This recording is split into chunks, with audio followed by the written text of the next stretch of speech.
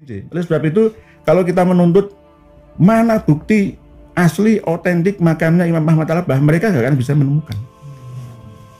Karena palsu. Makam Imam Al-Muhajir, Imam Ahmad Al-Muhajir di Husaisah itu palsu. Mohon maaf. Berdasarkan apa? Berdasarkan kitab manuskrip yang ada. Memang biasa buat bikin makam palsu memang terbiasa juga dari ada dasar kitabnya An-Nahrul Maurud. Tidak hanya itu, sejak dulu memang seperti itu. Karena mungkin bingung, wis enake mungkin wae. Gitu. Ronson Bil Kashfi wal Qoro ini. Jadi dengan pokoknya ini ya pantasnya ini. Nah, ini nggak bisa dibantah karena di dalam buku yang dicetak 8 timnya di Hanif Al-Atos itu menyebutkan hanya Al-Jauharus Syaffaf, tidak mencantumkan manuskrip Fathur Rahimir Rahman, yang mana Habib Umar bin Abdurrahman Shahibul Hamro itu sangat gamblang. Tahun 889 Hijriah, setelah meninggalnya Imam Ahmad Al-Abbah Al-Muhajir 345 itu, selama 544 tahun makam itu tidak ditemukan di mana letak aslinya. Walam yu'raf al-an maudi'u qabrihi. Yang paling jelas ini. Kalau Al-Jauharus Syaffaf ini enggak jelas. 889 ini lebih jelas. Walam yu'raf al-ana maudi'u qabrihi. Sampai sekarang 544 tahun meninggalnya Imam Ahmad Al-Abbah itu belum ditemukan, belum dikenal, diketahui di mana posisi aslinya makam Imam Ahmad Al-Abbah itu. Tetapi hanya berdasarkan Habib Abdullah Al-Aidrus yang berdasarkan kebiasaan dari Habib Abdurrahman As-Segaf yang sering menziarahi tempat itu. Wes pokoknya nono lah gitu. Yang akhirnya dibangun sampai sekarang itu. Jadi kadang-kadang saya ini percaya saja Mi'raj 70 kali ke Sidratul Muntaha asalkan dalam mimpi. Kota Tarim, Al-Ghona, Tarim yang mulia, yang suci itu juga diispek dengan mimpi. Loh, saya pernah menghalalkan, ini mohon maaf ini agak ekstrim gitu. Berzina, merampok, membunuh itu halal kalau dalam mimpi. Loh, mimpi kan siapa yang menghendaki mimpi? Dia mimpi sendiri. Berarti sama. Nasab Ba'alawi sah. Oke, saya percaya dalam mimpi. Dalam mimpi. Siapa mau mimpi? Siapa yang berani menolak? Saya mimpi. Terserah. Saya tadi malam tuh mimpi Mi'raj 100 kali. Terserah aku. Mimpiku aku. Oleh sebab itu jangan dijadikan hujah. Mimpi itu tidak bisa dijadikan sebagai hujah. Itu pengalaman spiritual pribadi. Nah, sampai seperti itu. Jadi kalau kita mencari pembenaran keabsahan nasab Ba'alawi itu ya sama seperti mimpi itu tadi. Dulu umat Islam di Indonesia, para kiai, ulama tidak memiliki data referensi tentang kitab-kitab nasab Ba'alawi. Sulit untuk mengaksesnya. Dulu mereka, para kiai-kiai kita, diklaim telah mengisbat nasab Ba'alawi karena tidak memiliki data. Mau bantah seperti apa? Enggak ada datanya.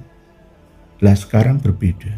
Data itu telah kita buka bersama ke publik bahwa keabsahan nasab Ba'alawi harus dirubah menjadi batalnya nasab Ba'alawi. Karena berdasarkan kaul jadid ini, setelah ditemukan data itu. Jadi kita tidak membatalkan atau menghukumi dosa kiai atau ulama-ulama kita yang dulunya percaya kepada keabsahan nasab Ba'alawi nyambung sampai Nabi kita. Tidak kita salahkan karena tidak berdasarkan data.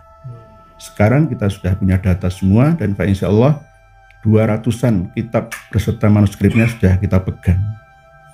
Dan ini sebagai bukti jika kita berfatwa apapun itu harus ada dasarnya. Tidak hanya husnudzon, asumsi atau interpretasi saja. Karena semua ini akan dipertanggungjawabkan di hadapan Yang Maha Kuasa. Kalau ingin lebih simpel ya, saya ambil sampel. Kalau 5 kitab karya ulama besar Yaman itu benar-benar mengisbat Alwi bin Ubaidillah bin Ahmad Al-Abbah, maka saya akan taslim. saya akan menyerah. Dan saya akan balik menyerang Kiai Haji Madudin Usman. Dan akan berkhianah dengan Raden Haji Omah. Seandainya ada 5 kitab. Pertama, As-Suluk fi Tobaqatil Ulama wal Muluk. Temukan Alwi yang menjadi saudaranya Jadid bin Abdullah. Yang kedua, Tuhfatuz Zaman fi Tarikhi Sadatil Yaman. Semua ulama-ulama orang-orang terkenal, sadah-sadah yang ada di Yaman, mulai dari Oman sampai Aden, sampai Taiz, sampai San'a, sampai Udaidah, semua direkam dalam kitab Tuhfatuz Zaman. Nomor 3, kitab Tobaqat Sulaha'il Yaman. Orang-orang saleh, orang-orang Yaman semua dicatat, tapi nggak ada Alwi bin Ubaidillah bin Ahmad Al-Abbah. Yang keempat, kitab Tobaqatul Khawas Ahli Sidqi wal Ikhlas. Ini juga jelas tidak ada.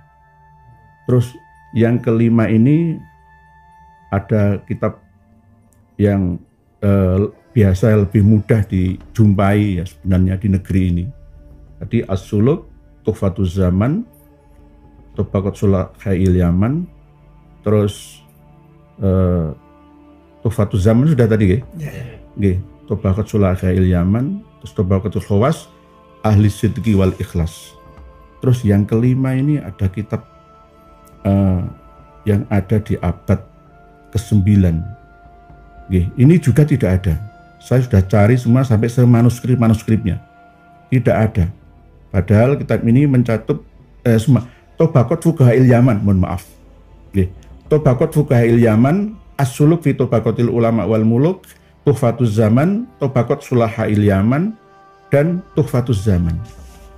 5 kitab ini, kalau ada nama Alwi bin Ubaidillah bin Ahmad Al-Abbah, saya akan taslim. Kami tetap mendoakan, harapan kami semoga ulama-ulama kita mau terbuka, open minded, jangan close minded. Jangan merasa bahwa selama ini saya sudah mentok finish ilmu saya. Tolong 5 kitab Tobaqat Fuqaha'il Yaman, As-Suluk fi Tobaqatil Ulama wal Muluk, Tobaqat Sulaha'il Yaman, Tuhfatuz Zaman fi Tarikhi Sadatil Yaman, Tobaqatul Khawas Ahli Sidqi wal Ikhlas. Cari. Ulama ini PR untuk ulama-ulama kita yang ada di MUI, PBNU, dan yang ada di Muhammadiyah dan lain-lainnya. Kiai-kiai kita di pondok-pondok pesantren. Cari kalau ada nama yang menyebutkan tokoh-tokoh Ba'alawi di dalam kitab karya orang-orang Yaman, ulama-ulama terkenal di Yaman sendiri. Ini nggak mencatat sampai abad ke-10 Hijriah. Di sini nggak ada keterangannya sama sekali. Saya punya manuskripnya semua ini. Demikian. Baik.